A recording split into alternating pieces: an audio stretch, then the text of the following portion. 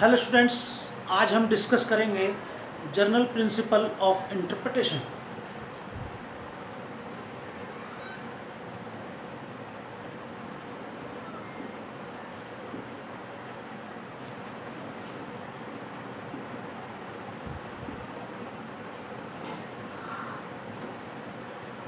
General principle of interpretation, ठीक है, इसको हम टू पार्ट्स में डिवाइड कर लेते हैं। ठीक है, टू पार्ट्स में डिवाइड कर लेते हैं।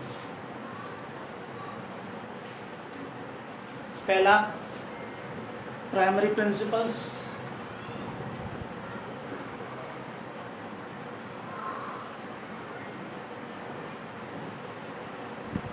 और दूसरा सेकेंडरी प्रिंसिपल्स। ठीक है, प्राइमरी और सेकेंडरी प्रिंसिपल्स। प्राइमरी प्रिंसिपल्स में जो हमारे पुराने रूल्स हैं उनमें लिटरल कंस्ट्रक्शन या लिटरल इंटरप्रिटेशन, दूसरा द मिस्चीफ रूल, तीसरा द गोल्डन रूल, और चौथा द हार्मोनियस कंस्ट्रक्शन। जो प्राइमरी प्रिंसिपल्स हैं, प्राइमरी जो रूल्स हैं, उसमें हमको ये चार रूल्स पढ़ रहे हैं: literal construction, the mischief rule, the golden rule और द हार्मोनियस कंस्ट्रक्शन। ठीक है, सेकेंडरी रूल में हमें सबसे पहले देखना है नोसाइटर एसोसिस।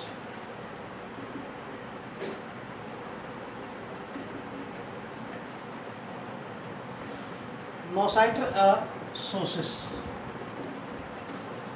ठीक है, पहला। दूसरा एजुस्टेम जनरस,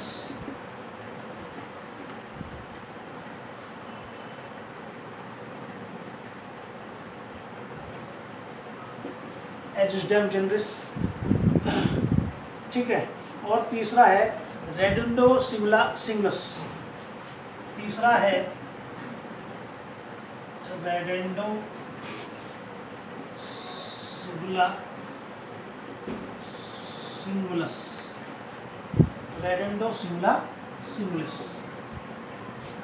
तो ये चार रूल्स इधर और तीन रूल्स इधर, ये हमें जो जनरल प्रिंसिपल्स ऑफ इंटरप्रिटेशन है, ठीक है, जो कोर्ट्स ने लंबे समय तक इंटरप्रिटेशन करके एस्टेब्लिश किए हैं, उनमें ये 7 रूल्स हैं, इम्पॉर्टेंट हैं हमारे एग्ज़ाम के पॉइंट ऑफ व्यू से। तो इसको हमें, इन 7 प्रिंसिपल्स को हम डिस्कस करेंगे। तो सबसे पहले इसमें हमारा लिटरल कंस्ट्रक्शन है, उसको देख लेते हैं।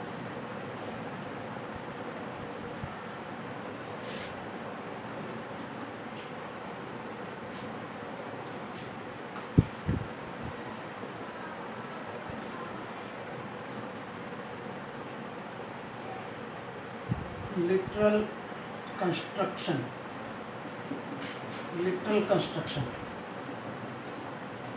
ठीक है, इसका एक दूसरा नाम भी है ग्रामेटिकल रूल। इसको हम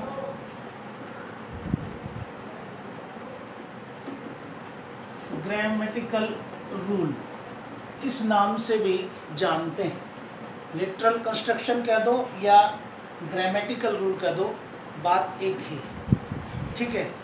तो इसमें जो पहला पॉइंट है वो ये है कि जो words of laws, words of laws, ठीक है, वो कैसे हैं, वो उनको हमें उनका ऑर्डिनरी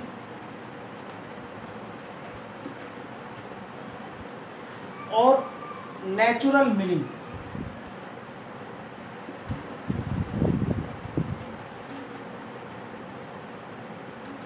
नेचुरल मीनिंग देना चाहिए। जो भी लॉ के वर्ड्स हैं हमें उनको उनका ऑर्डिनरी या नेचुरल अर्थ, नेचुरल मीनिंग देने चाहिए।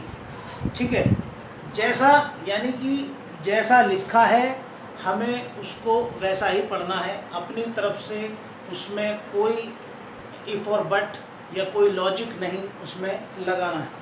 ठीक है, ना ही हमें शब्दों को अपने हिसाब से मॉडिफाई करना है।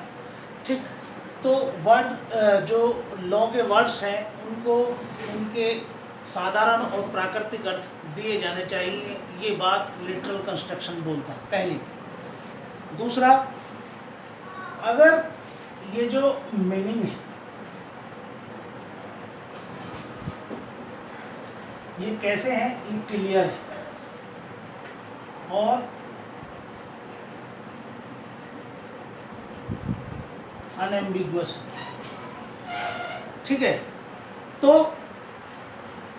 अगर इसके ये मीनिंग क्लियर है, अनएम्बिगुअस हैं, तो अफेक्ट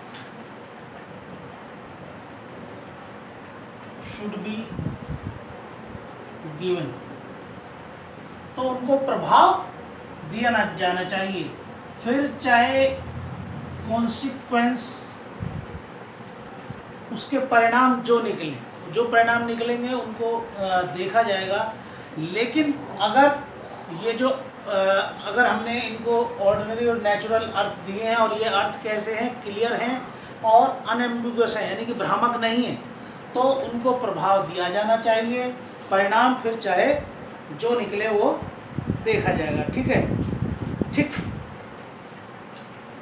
तीसरा, इसका बेसिस क्या है, इसका बेस क्या है? बेस है जानना intention of legislation, intention of legislation. जो लेजिस्लेचर है, लेजिस्लेशन है, उसका इंटेंशन को जानना। और इसको हम कैसे जान पाएंगे? इसको जानेंगे हम थ्रू रूल ऑफ ग्रामर।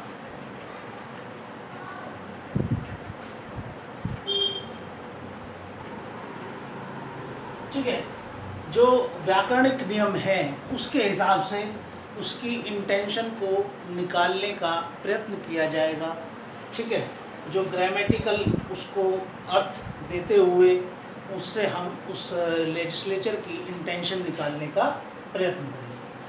ठीक है, चूँकि ये जो इसमें वर्ड्स यूज़ हुए हैं उन्हीं से जो लेजिस्लेचर की इंटेंशन है उसको निकालने का प्रयत्न करता है, इसीलिए इसको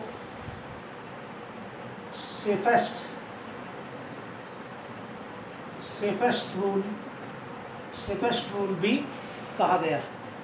ठीक है, कि ये क्या है, सबसे ज़्यादा सेफेस्ट रूल है कि जो स्टैट्यूट में जो वर्ड्स दिए हैं उन्हीं का इंटरप्रिटेशन करके उन्हीं से ही जो इंटेंशन ऑफ लेजिस्लेचर है उनको निकालने का प्रयास करता है।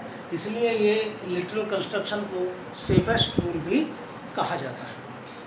ठीक है, चलिए, जो लिटरल कंस्ट्रक्शन है या ग्रामेटिकल रूल है, इसकी लिमिटेशन क्या है?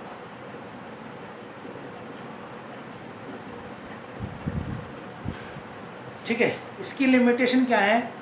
अगर किसी लैंग्वेज के मोर देन वन मीनिंग, ठीक है, तो ये अप्लाई नहीं होगा। ठीक है,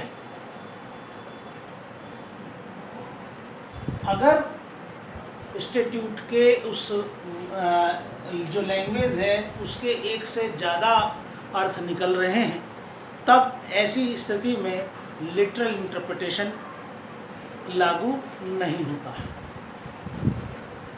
नेक्स्ट, इसकी नॉन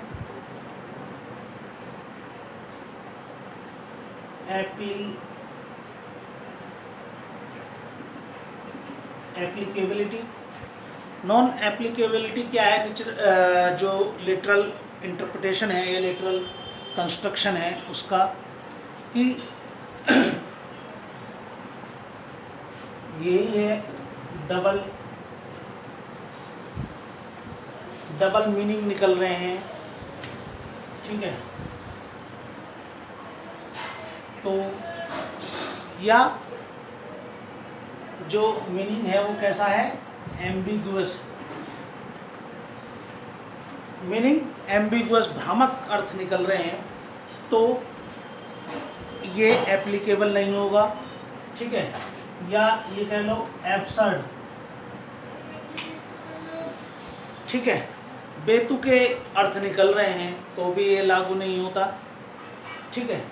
तीसरा, जो लिटरल कंस्ट्रक्शन है,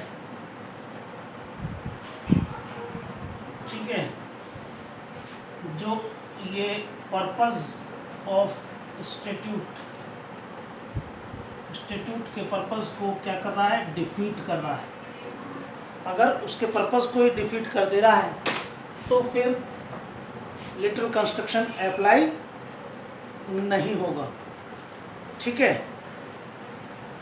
तो ये हैं कुछ जो चीज़ें लिटरल कंस्ट्रक्शन इस समय पर अप्लाई नहीं होगा। डबल मीनिंग निकल रहे हैं, भ्रामक अर्थ निकल रहा है, बेतुके अर्थ निकल रहे हैं, या लिटरल कंस्ट्रक्शन क्या कर देगा? जो वो एक्ट है, उस एक्ट का जो उद्देश्य है उसको डिफीट कर रहा है, तो ऐसे में भी लिटरल कंस्ट्रक्शन अप्लाई नहीं होता है, ठीक है।